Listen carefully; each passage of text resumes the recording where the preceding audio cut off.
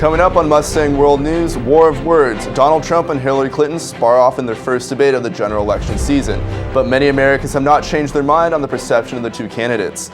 Shootings from coast to coast. The nation once again is gripped by shootings ranging from a police shooting of an unarmed man in San Diego to an elementary school in South Carolina. And chaos during a commute. A train barrels into a crowded station in New Jersey, leaving at least one dead and hundreds injured.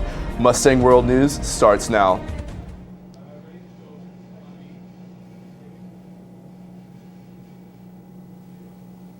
Broadcasting from Mustang News International Headquarters on Cal Poly's campus, this is Mustang World News. Hello and welcome to this first edition of Mustang World News.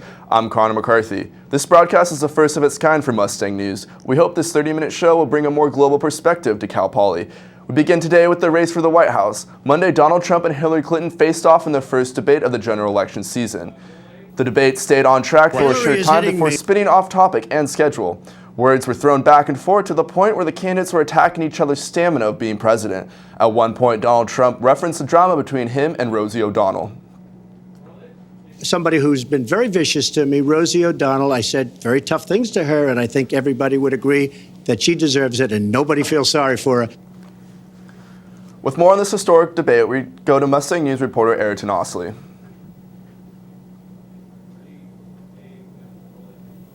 Presidential nominees Hillary Clinton and Donald Trump squared off in the first debate of the election season Monday night. An average of 84 million people watched the debate, breaking the record of 80.6 million people set in 1980 in a debate between Jimmy Carter and Ronald Reagan, according to Nielsen Holdings. Moderator Lester Holt started off with questions about job growth in America, and it wasn't long before the two candidates began arguing. I have a feeling that by the end of this evening, I'm going to be blamed for everything that's ever happened. Why not? Why not? Yeah, why not? Just join the debate by saying more crazy things. The debate topics would later become more controversial, going over Trump's tax returns and Clinton's emails. You've got to ask yourself, why won't he release his tax returns? And I think there may be a couple of reasons. First, maybe he's not as rich as he says he is. Second, maybe he's not as charitable as he claims to be. Third, we don't know all of his business dealings, but When you have the man that set up the illegal server taking the fifth, I think it's disgraceful.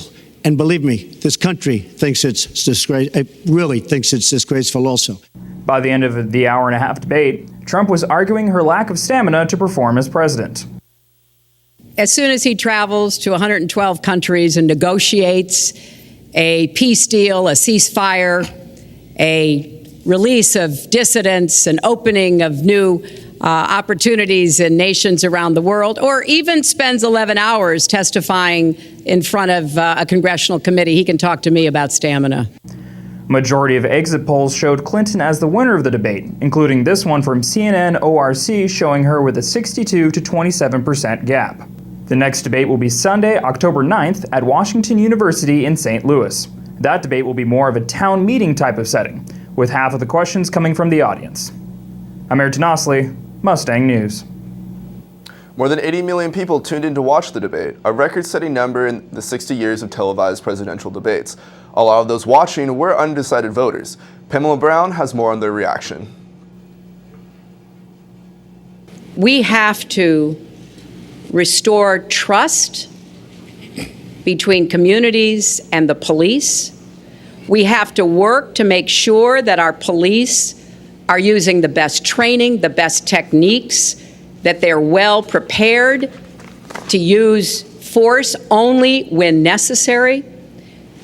Everyone should be respected by the law, and everyone should respect the law. So let's get some reaction from these undecided voters about Hillary Clinton's performance.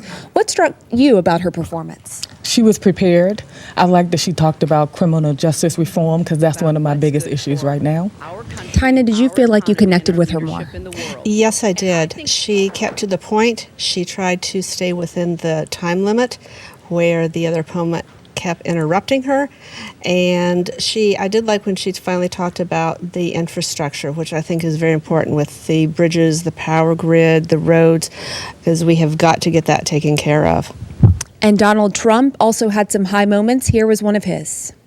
When a person is on a watch list or a no-fly list, and I have the endorsement of the NRA, which I'm very proud of. These are very, very good people, and they're protecting the Second Amendment. But I think we have to look very strongly at no-fly lists and watch lists. Before the debate, you were leaning toward Donald Trump. After the debate, you're leaning toward Hillary Clinton. Why so?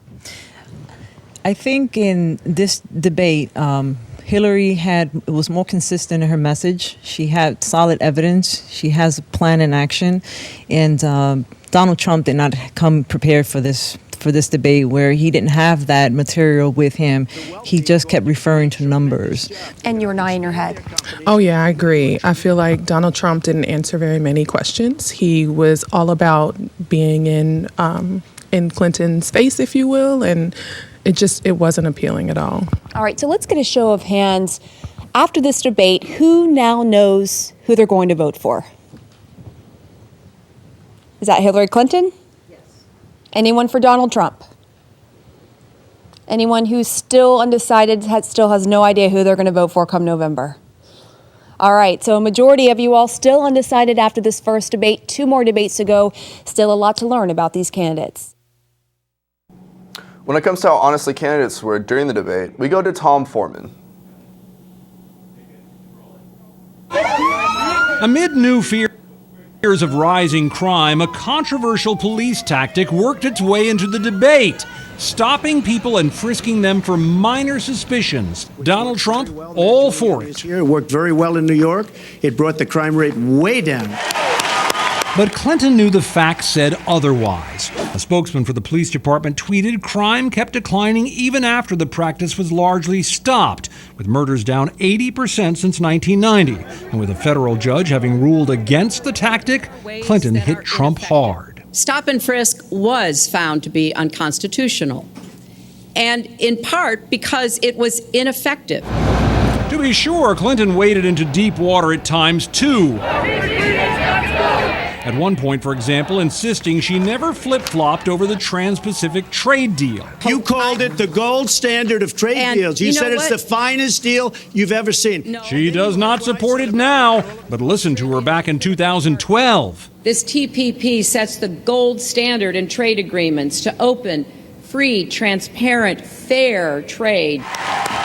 Still, Trump strayed from the facts more often. On Iraq, I did not support the war in Iraq. But listen to him with Howard Stern in 2002. Are you for invading Iraq? Yeah, I guess so. I wish it was. I wish the first time it was done correctly. On women, Clinton insisted Trump is someone who has said pregnancy is an inconvenience to employers, who has said women. But he did in 2004. The fact is, it is an inconvenience for a person that is running a business.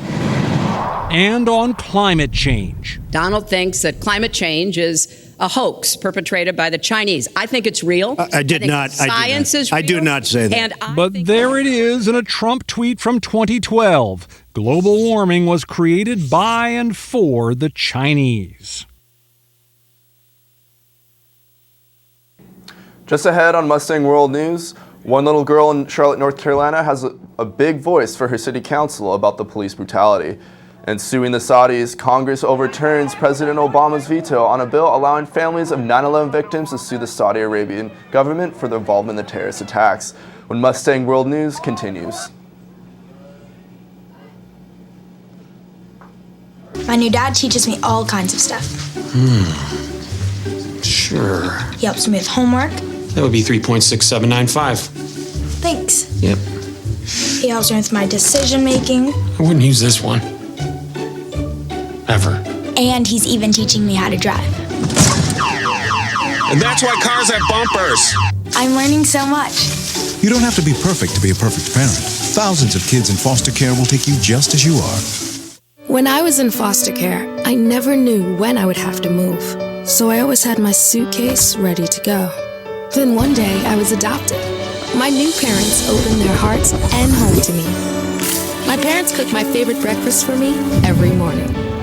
My parents take me on trips I never thought I would go on. They gave me a home and an even better reason to use that suitcase.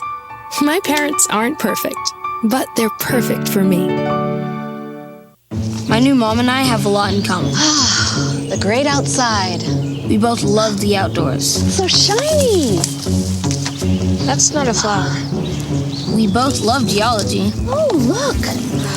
An igneous one. That's not a rock. And she knows a lot about wildlife. A labradoodle. That's not a dog. Hanging out has been kind of fun.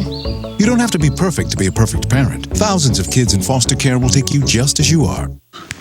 Look at me. Hey. Raymond, look at mommy. Maybe the light hurts his eyes. Maybe she's just not hungry. Maybe he can't hear us. Maybe we're not stimulating him enough. Maybe it's a phase.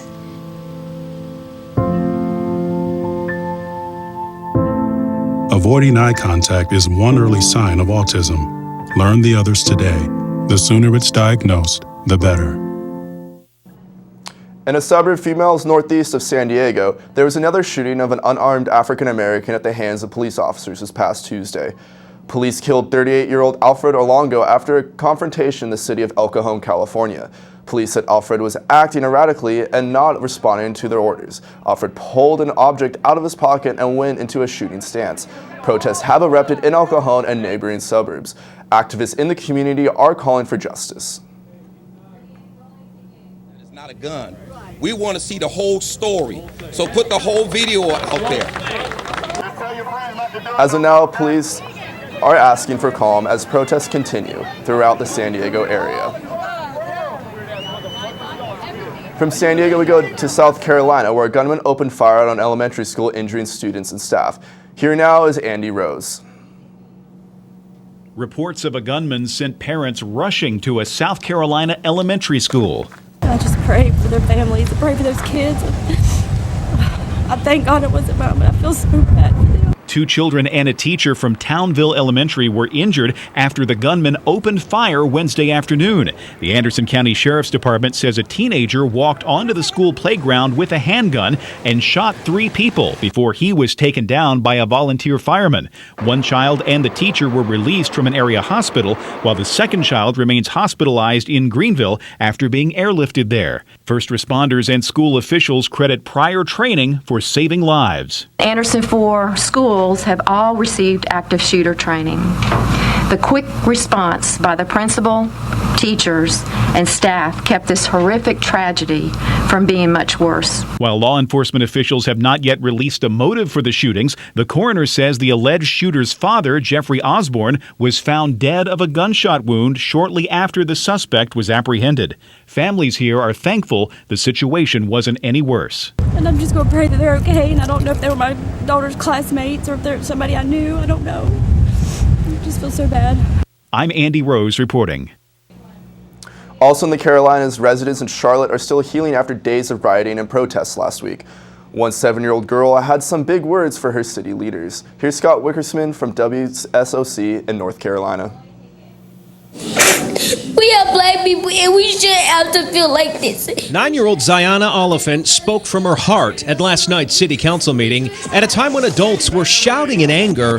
Her tears cut through the noise. It kind of makes me sad and angry. Today she told us why she wanted to talk to Mayor Jennifer Roberts after seeing and hearing the news about another African American killed by police. That's important to me, and I just want her to know how I feel about all of this that's going on in the world. I felt sad, and what I thought was like it was no reason for them to do anything to him. But she and her mother say their message is certainly not one of anger toward police. This is not something that we have any hatred in our hearts in regards to the police officers. We just hate the unfairness in our country. Ziana is a cheerleader in a football league coached by CMPD officers. Her mother, Precious, says the coaches are doing great things for these young boys and girls. They are lifting them up. They are teaching them discipline, hard work, and dedication. They just want more conversation about police shootings. And sadly, Precious says it shouldn't take another death to keep that conversation going. It's such a shame that it takes such a tragedy to bring the people together.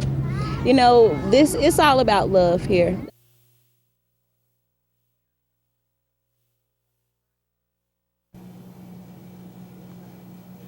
Just ahead, no matter if you're in Los Angeles or hiking it through the Sierras, scientists have some surprising news about the air you breathe. With this, my new dad teaches me all kinds of stuff. Sure. He helps me with homework. That would be 3.6795. Thanks. Yep. He helps me with my decision making. I wouldn't use this one. Ever. And he's even teaching me how to drive. And that's why cars have bumpers.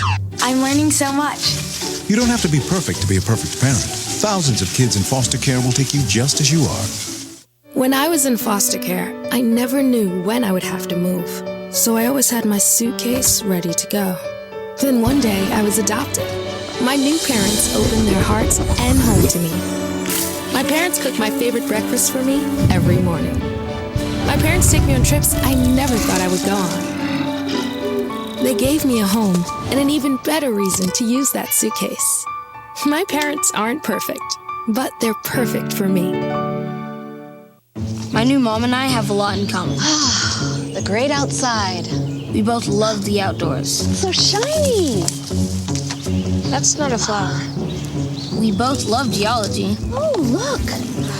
An igneous one. That's not a rock. And she knows a lot about wildlife. A labradoodle. That's not a dog. Hanging out has been kind of fun. You don't have to be perfect to be a perfect parent. Thousands of kids in foster care will take you just as you are. Look at me. Hey. Raymond, look at Mommy. Maybe the light hurts his eyes. Maybe she's just not hungry. Maybe he can't hear us. Maybe we're not stimulating him enough. Maybe it's a phase.